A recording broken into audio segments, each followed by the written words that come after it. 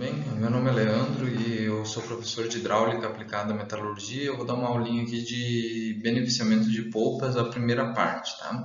Então eu queria só falar introdutoriamente nessa aula aqui que o objetivo aqui é entender, é tentar aliar um pouco daqueles conceitos que a gente aprendeu lá nas aulas bem teóricas de hidrostática e hidrodinâmica e falar um pouco de bombeamento de polpas, que é um tópico importante para metalurgia, tá? Para bombeamento de polpas em minerodutos, esse tipo de coisa, que acaba sendo um tópico interessante, um sombreamento bom entre a hidráulica e uma aplicação metalúrgica, tá bom? Então eu vou seguir adiante, aí vocês vão ver um pouco, a gente vai definir bomba e tal, e vai mostrar algumas coisas que acontecem no projeto de mineroduto, tá bom? Então é isso aí, já já a gente continua. Bom, vamos falar o que eu vou apresentar na aula de hoje, tá? Então, primeiro eu vou falar um pouquinho das bombas, tá? Vou mostrar para vocês o que é uma bomba hidráulica e como que ela funciona. Depois eu vou falar um pouco de tubulações, tá? Eu vou falar como que funcionam as tubulações, boas práticas em relação às tubulações e depois eu vou falar um pouquinho de bombeamento, tá? As variáveis importantes para o bombeamento, o que é o bombeamento de uma polpa ou mesmo de um líquido, tá? E aí eu vou falar do desempenho das bombas de polpa e depois falar um pouco da potência consumida por bombas de polpa, tá? Então, a aula de hoje ela vai pegar uma primeira parte do bombeamento de polpas e isso é referente a uma nota parcial de um semestre do técnico em metalurgia, na disciplina de hidráulica aplicada à metalurgia, tá? E a segunda parte, já mais para o fim, ali eu vou complementar mais material sobre o bombeamento de polpas, tá bom? Então, vamos para a aula. Então tá, vamos falar um pouquinho das bombas, né? As bombas centrífugas, elas são uma subclasse das turbomáquinas de absorção, tá? As bombas centrífugas são utilizadas para o transporte de fluidos através da conversão de energia cinética de rotação para energia hidrodinâmica de fluido contínuo. Então, o que acontece? O que acontece numa bomba? A bomba pega um líquido, tá? E através da rotação de um rotor, ela empurra o líquido de um lugar para outro, tá? Então, ela gera um movimento de líquidos, tá? É isso que eu quero dizer aqui com transforma a energia cinética de rotação para a energia hidrodinâmica de fluxo de fluido, tá? Então ela pega o líquido e através esse líquido vai entrar nesse tubo, esse rotor fica rodando aqui, ele empurra o líquido para algum lugar. Então isso aqui é bombear a água, significa empurrar, movimentar o líquido de um lugar para o outro, tá? A energia rotacional normalmente vem do rotor ou de um motor elétrico, tá? Então esse rotor aqui ele está equipado num motor elétrico que vai promover essa rotação, tá? Os usos mais comuns incluem sucção de água, esgoto, petróleo, bombeamento na indústria petroquímica e alguns ventiladores centrífugos são comumente usados para implementar um aspirador de pó, tá? A função inversa da bomba centrífuga é uma turbina de água, tá? Que ela tem a função de converter energia potencial de pressão da água em energia mecânica de rotação, tá? Então vamos focar aqui na bomba para polpa, tá? Então de todas as aplicações aqui a gente vai falar de uma que nem está entre as principais aplicações, mas para metalurgia ela é a principal aplicação que vocês um dia podem se deparar na vida de vocês, que é o bombeamento de polpas. Então aqui a gente tem um diagrama, né? A gente tem aqui um rotor, tá? E a câmara onde vai ser feito o bombeamento, tá? Então aqui eu mostro para vocês como que é a figura de uma bomba real, como que funciona na realidade, tá? Então a gente tem um rotor aqui e esse rotor vai empurrar a água rumo para fora da bomba, movimentando assim o fluido, né? Então é assim que funciona uma bomba e a gente vai, aliás, nessa parte aqui, quando a gente olha o rotor nessa direção, né, a rotação ela promove uma pressão negativa que força a sucção do líquido, tá? Então ela promove a sucção e depois que o líquido passa por ela, ele vai promover, vai expelir água, tá? Então é assim que funciona basicamente a bomba, tá? Então vamos adiante. Bom, então aquela bomba centrífuga ali que eu apresentei para vocês, ela é dedicada ao transporte de líquidos como água, por exemplo, tá? Mas a bomba que a gente vai estudar é uma bomba que é dedicada a um transporte de polpa. Ela não tem características muito diferentes, mas ela tem algumas particularidades que eu vou falar aqui para vocês, tá? A bomba centrífuga destinada ao transporte de polpa possui algumas características específicas em relação às bombas hidráulicas comuns, tá?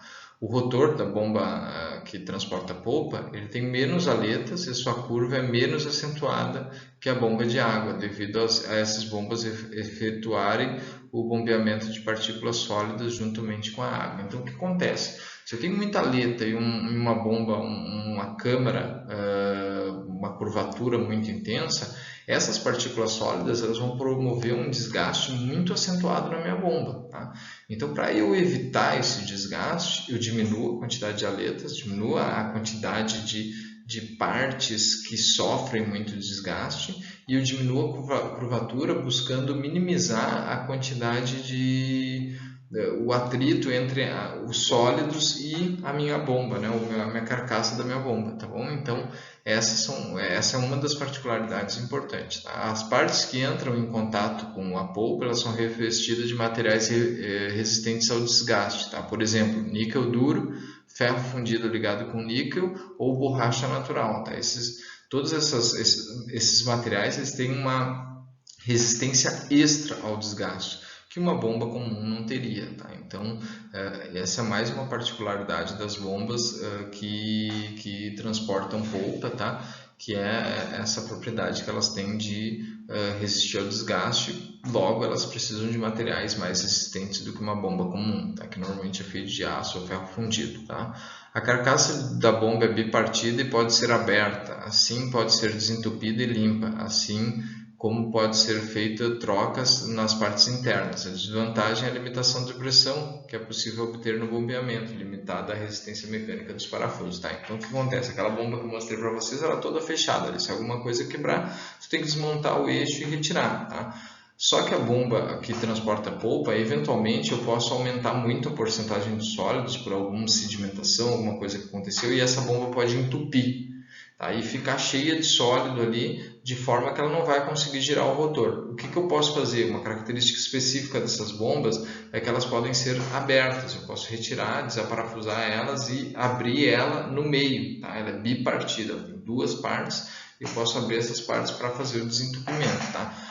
Ao mesmo tempo que eu tenho esse pró, que é poder desmanchar e desentupir ela de uma forma mais eficiente, eu tenho uma limitação, que se eu aumentar muito a pressão dessas bombas, o que vai resistir não é aquela carcaça de ferro fundido ou de níquel duro ali, tá? Quem vai resistir à tensão ali imprimida pela pressão são os parafusos. Então toda a tua resistência da tua bomba fica relegada aos parafusos. Então é importante que se tenha isso em mente, que essa diferença é uma diferença meio que chave para as bombas de minério, tá? Bombas de polpa no caso, né? E as relações entre diâmetro e largura da carcaça são limitadas, pois os rotores grandes implicam em velocidades periféricas muito altas, aumentando o desgaste. Tá? Então o que acontece?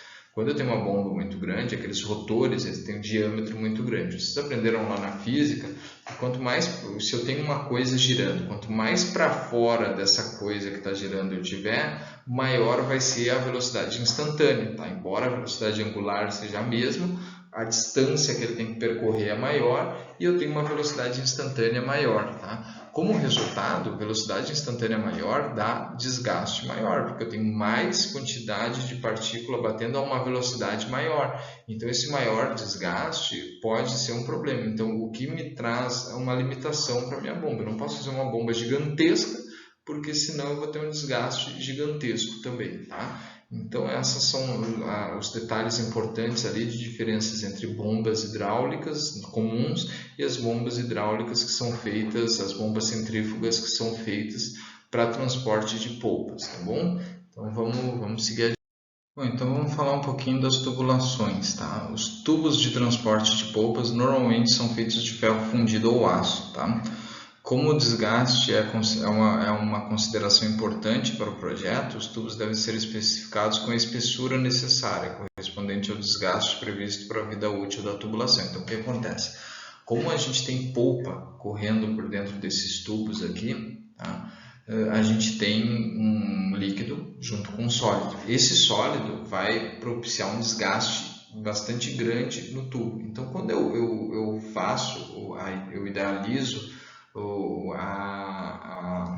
idealizo o circuito de transporte, tá? O que vai acontecer é que o cara tem que pensar, os engenheiros que vão idealizar os dutos de transporte, eles têm que pensar quanto tempo aquele tubo vai ficar empregado e qual que é o desgaste que a polpa vai impor a esse tubo, entendeu? Então isso tem que ser considerado, por quê? Porque um tubo vai ter também como especificação a espessura dele, porque a espessura está diretamente relacionada, porque quando eu tenho desgaste, eu vou diminuindo a espessura do tubo, né? Pelo atrito ali das partículas, através do atrito e abrasão das partículas com o tubo, tá? Então eu tenho que considerar esse desgaste, considerar a espessura do tubo na hora de ver quanto tempo vai ficar a minha estrutura está prevista para ficar ali funcionando, tá? Porque caso contrário acontece um acidente com vazamento de minério que seria drástico, tá? Esse desgaste acontece preferencialmente na porção inferior do tubo, tá? Então vamos imaginar que o minério está fluindo nessa direção aqui, tá?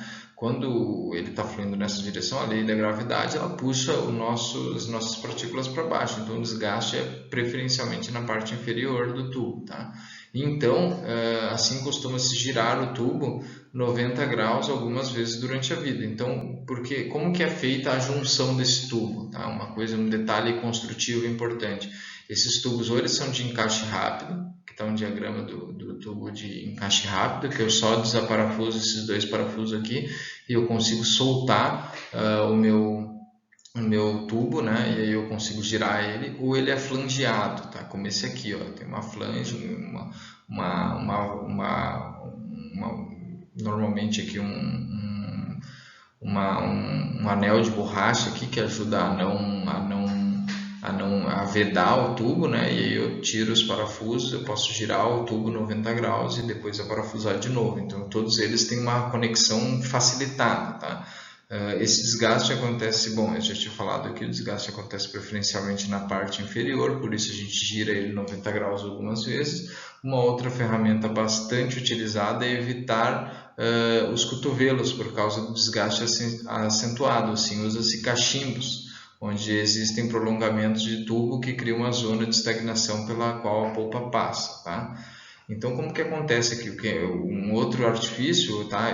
Além do circuito, ele tem que ser todo prensado para ter o mínimo possível de curvas. Por quê? Porque curvas significa que eu vou ter desgaste, tá? Quando eu faço mudança de fluxo, eu acarreto em desgaste extra, tá? Então, quando eu preciso ter uma curva aqui, eu uso um cachimbo. Por quê? Ao invés de ser um joelho, que eu vou desgastar toda a lateral do joelho aqui por causa da passagem das partículas sólidas, quando desgastar ele, eu ponho o que se chama de cachimbo. Eu ponho essa cruz aqui de tubo, né? E eu fecho dois espaços, porque quando o material vier na direção do fundo do tubo, ele vai encontrar aqui um volume de líquido, tá? E o líquido não vai se desgastar, evidentemente, né? Então aqui é para isso que se usa o cachimbo, para evitar o desgaste excessivo num possível joelho que seria colocado aqui, tá? Então só um detalhe, normalmente o sistema de tubulações de uma planta que tem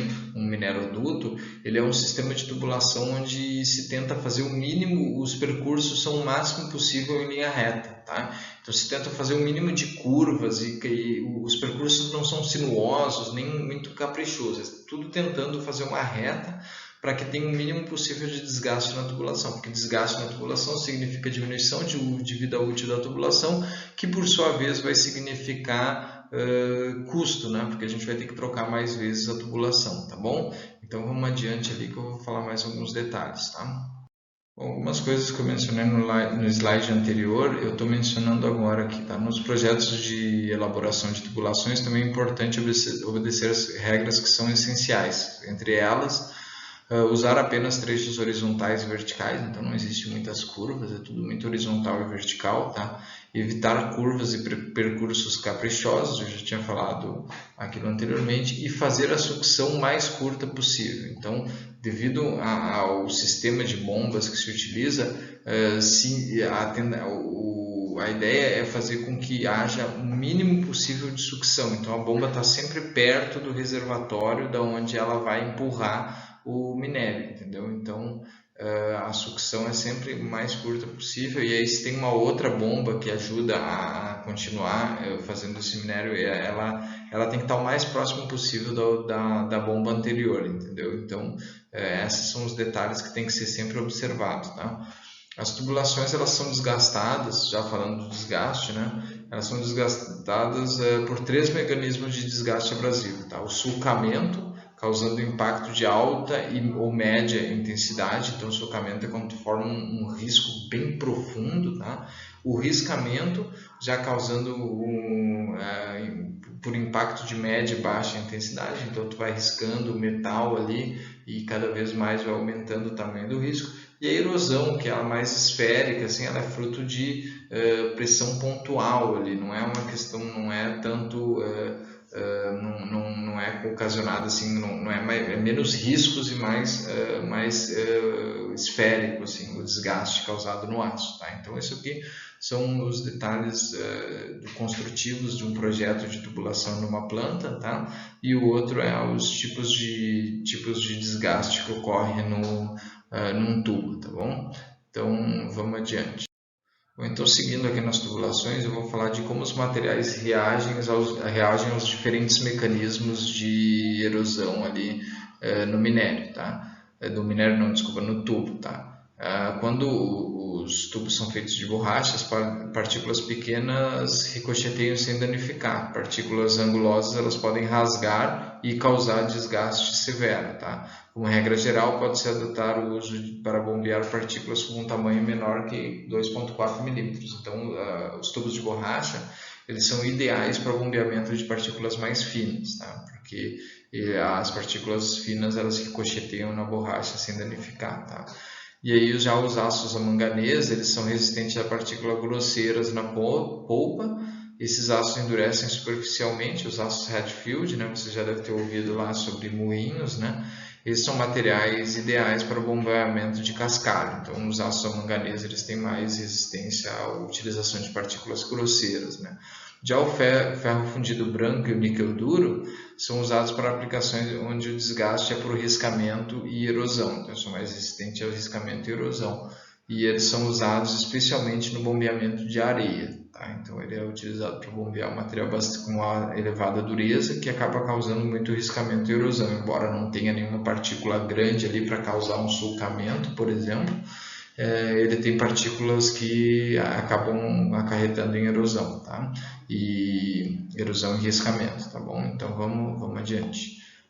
Bom, então eu vou mostrar aqui para vocês alguns comportamentos característicos do bombeamento de polpa, e eu vou adicionar aqui uma grandeza, que é a altura manométrica, tá? A altura manométrica é o ganho de energia que a bomba oferece a um líquido, tá? Então, antes de passar pela bomba, o líquido tinha a capacidade de chegar a uma altura manométrica, depois ele tem aumentado essa altura manométrica. Então, essa capacidade, a capacidade que a bomba tem de aumentar a altura desse líquido, que esse líquido chegaria, né, se chama altura manométrica. Então, assim, conforme eu aumento a vazão, tá? Que eu imponho que uma bomba transmita, eu diminuo a altura manométrica, eu diminuo a capacidade dela de empurrar a minha polpa, tá? Tudo isso aqui que eu vou falar agora está escrito aqui, tá? Então vocês podem ler aqui, mas aqui eu vou dar uma explicadinha um pouco melhor, tá? Já em relação à potência, quanto mais eu aumento a vazão, eu aumento a potência até um dado momento em que a potência vai baixar numa vazão máxima lá, tá? E em relação à eficiência também, eu tenho um momento onde eu tenho um máximo de eficiência, tá? E depois eu começo a ter perdas. No início eu tenho perdas, no fim eu tenho perdas também. A gente vai discutir as perdas mais para frente, tá? Outra coisa, a bomba, mais uma vez aqui a gente tem uma repetição do gráfico da vazão, da altura manométrica com a vazão, né? Se eu aumentar a rotação, eu consigo aumentar o volume que essa minha curva produz, né? Que a minha bomba transmite, e eu também consigo aumentar a altura manométrica. Claro que isso tem um custo, e o custo é desgaste da minha bomba, tá? Então, aqui eu estou só mostrando algumas tendências para vocês. Tá? E aí aqui eu tenho curva da tubulação. Quanto mais curva eu tiver, tá? Maior vai ser a perda de carga. Tá? Então, quanto mais curva eu tenho, maior vai ser a perda de carga. Tá? Então, isso é uma constante aqui no caso é uma característica do bombeamento, tá bom? Então a gente vai seguir adiante, tá? Espero que vocês tenham entendido todos esses comportamentos aqui. Isso são só comportamentos gerais que vocês devem conhecer, tá bom? Então vamos seguir adiante. Então eu vou falar um pouco do desempenho das bombas de polpa, tá? Então aqui eu mostro, deixa eu pegar o ponteiro aqui, eu mostro três bombas tendo a mesma carga, ou seja, empurrando minério a 100 metros, tá? Com altura manométrica de 100 metros, tá? E com densidades diferentes, tá? Então, para empurrar minério a altura de 100 metros com densidades diferentes, a gente vê o que? Quanto maior for a minha densidade, menor vai ser quando maior for a densidade, maior vai ser a pressão interna na bomba. Então significa o quê? Líquidos com densidades maiores, tá? Quando eu carrego, ponho mais sólidos dentro do meu líquido, tá? Eu demando mais da bomba em termos de pressão, tá? A gente pode ver aqui que para uma pressão uniforme aqui de 142 psi, um outro experimento que foi feito, eu vejo que se eu tenho uma densidade de 1.2, eu consigo ter uma altura manométrica de 83.3. Se eu tenho uma densidade de 1, já consigo 100 metros. Se eu tenho uma densidade de 0,7, 143 metros. Então a densidade, assim como o tamanho de partícula, ele afeta diretamente o desempenho da bomba de polpa, tá? Então isso é importante se entender que o desempenho da bomba tem muito a ver com o que a gente está carregando dentro dela e o que está transportando, inclusive em relação a quanto de minério tem na nossa polpa, tá bom? Então é só para vocês ficarem, é só para ressaltar, tá? E realçar essa questão, tá bom? Então vamos adiante. E aí aqui, ainda falando sobre o desempenho de polpas, tá? Eu vou introduzir vocês a duas grandezas que vão ser utilizadas para calcular a eficiência de uma bomba de polpa, tá? A razão entre a altura de polpa e a altura de coluna de água, que são obtidas pela mesma bomba em condições idênticas, é dado pela seguinte equação: HR, que tem a altura da coluna de polpa, dividido pela altura da coluna de água. Porque normalmente uma bomba consegue bombear muito mais a água muito mais alto do que a coluna muito mais alta, tá? Do que o minério muito mais alto, tá? A polpa. Então a polpa vai sempre ser inferior à água, por uma simples questão de densidade, né? A água tem densidade 1, se eu colocar sólido eu vou aumentar a densidade, eu vou dificultar o bombeamento, porque quanto mais denso o meu líquido, mais difícil é o bombeamento. Então a tal razão é principalmente afetada pelo quê? Tamanho de partícula, densidade dos sólidos e diluição da polpa. Então polpas com tamanho de partícula grande, altas densidades e diluição de polpas vão ter altas concentrações de sólidos, vão ter um HR muito baixo, porque a altura da coluna da polpa, a altura da coluna de água vai ser sempre muito maior que a altura da coluna de polpa, tá? Analogamente, a razão entre a eficiência de bombeamento e a eficiência de bombeamento de polpa e de água é expressa por ER, tá? E os valores, na prática, eles são praticamente iguais. Então, é uma maneira de tu extrair ER através de HR, porque calcular a eficiência de bombeamento é muito mais difícil do que calcular a altura de coluna de água e de coluna de polpa, tá? Então, isso que vocês têm que ter em mente, o método de cálculo da eficiência de uma eficiência de uma bomba, tá bom? Então vamos ver ali o slide final para finalizar a nossa aula, tá?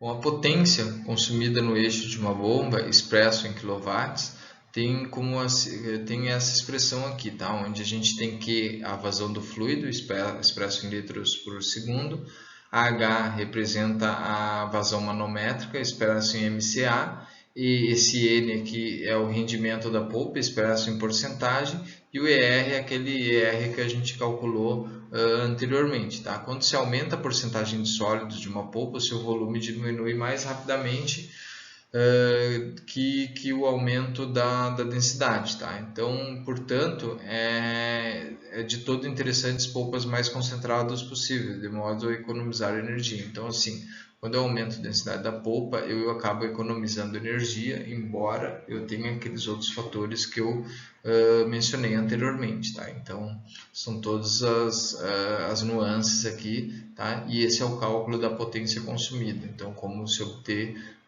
os menores valores de potência, tá bom?